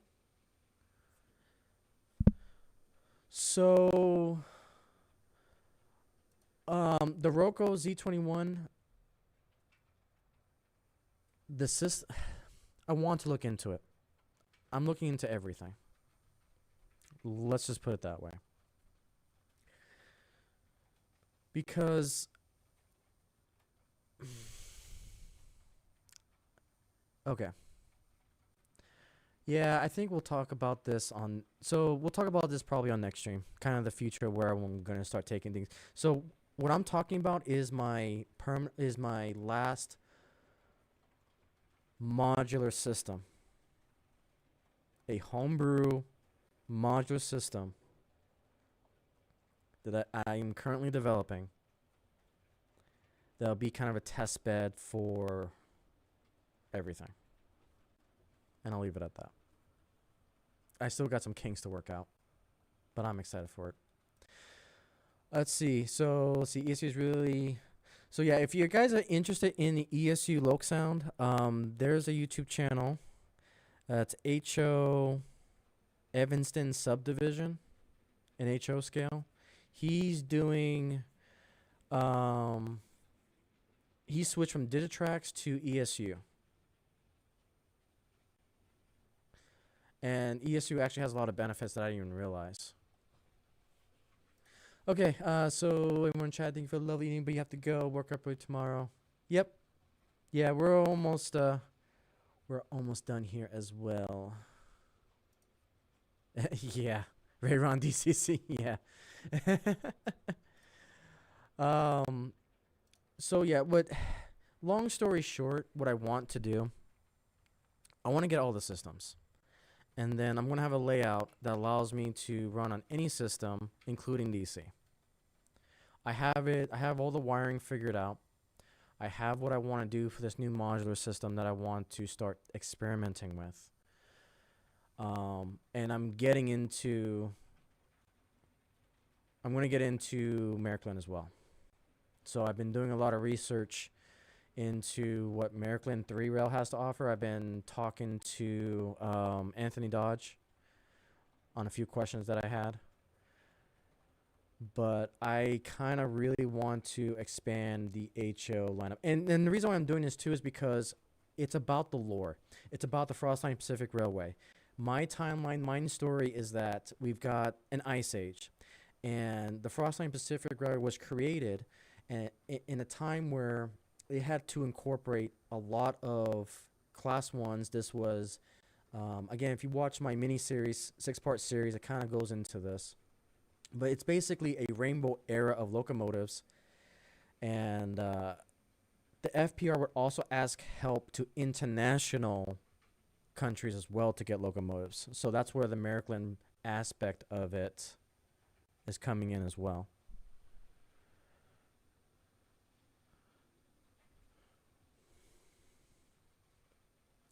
And so I kind of want to get my hands dirty with that as well. I'm excited though. Like I pretty much have it all figured out to what I want to do. It's just now, can I take it from conceptual, drawn on paper, into reality? And that's where I've got to work on my, really it's my bench work. I want to create a new modular system that requires some bench work, and I got to figure that portion of it out. Markland is awesome. Yep. Seeing what Markland can do, I'm very impressed with it. So you only have this the Zephyr 51 and a DT402, replacing those with financial hurt to you. Unfortunately, I know I would have to upgrade them eventually. Honestly, this one is a DCS 52. The 51 is just as good. Right now, I'm currently using the DCS 52. But I think you're pretty solid for a while.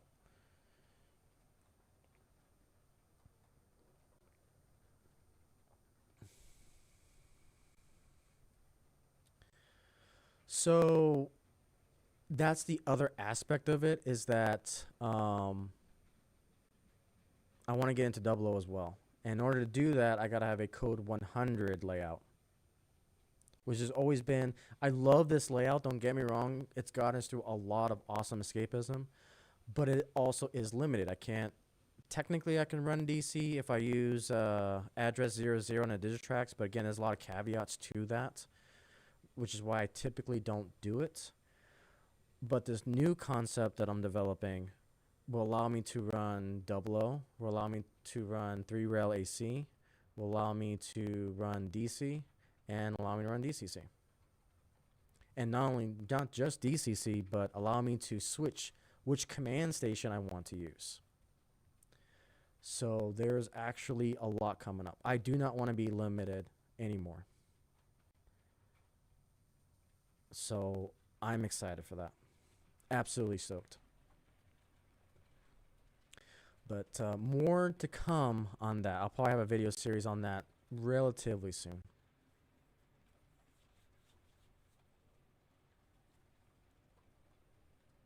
I'm excited. I'm excited for the future, guys. Absolutely stoked. Patent it? Nah. No. I have, there's one fundamental problem with this new modular system at the moment that I'm trying to figure out. So, but for now, it's going to, all of them will be point to point until I can figure out the circle. But more to come on that. So you have 00, the new 00 code run on code 80. The new 00 can run on code 83. Interesting. So I've been collecting some of the older 00. And that's why I need DC 00 code 100.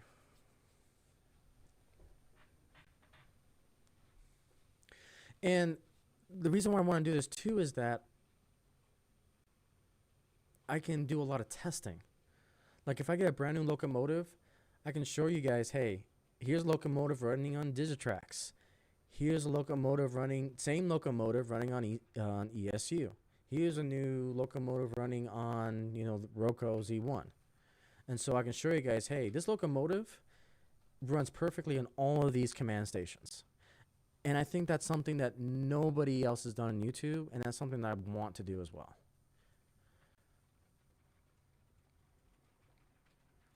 But again, I'm not doing it for the sake that no one has done it. It's more of, I want to do this so so my layout can be as adaptable as possible to HO. and what I can showcase truly what HO is all about. Now, I've been debating if I want to go to N scale. I don't think I can do N scale. I mean, I can do T track, but it's not enough to do the scale justice. And so I probably won't be dabbling too much into N scale, but we'll see. But for now, I'll stick with HO. This project is going to be monumental as it is.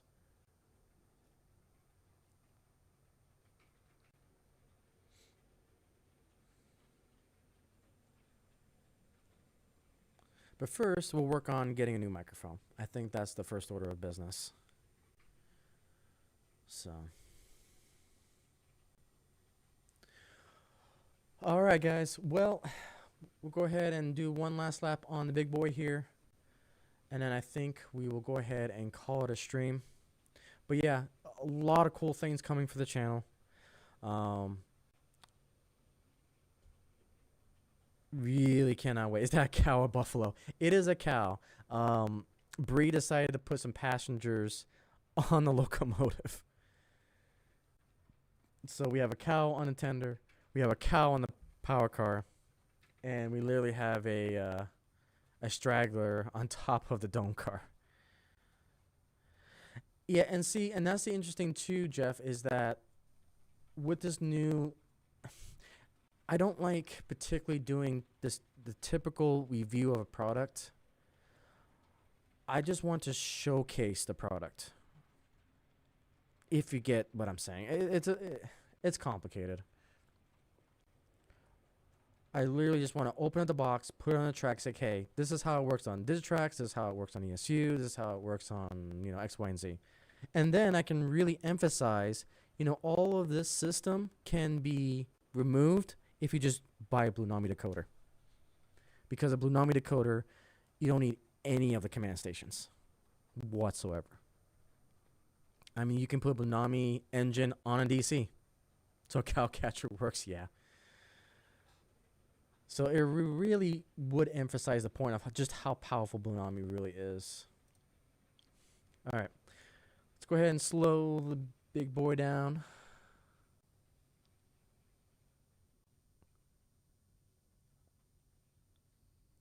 All right. And there we have it. 4018 has come to a rest for the stream. All right, guys. Well, with that, again, sorry for all the technical difficulties. We'll try to get this fixed for the upcoming streams. But a lot of cool things coming. Again, you guys got to see the brand new FPR intro to the IC Railway podcast for some upcoming, hopefully, lore episodes.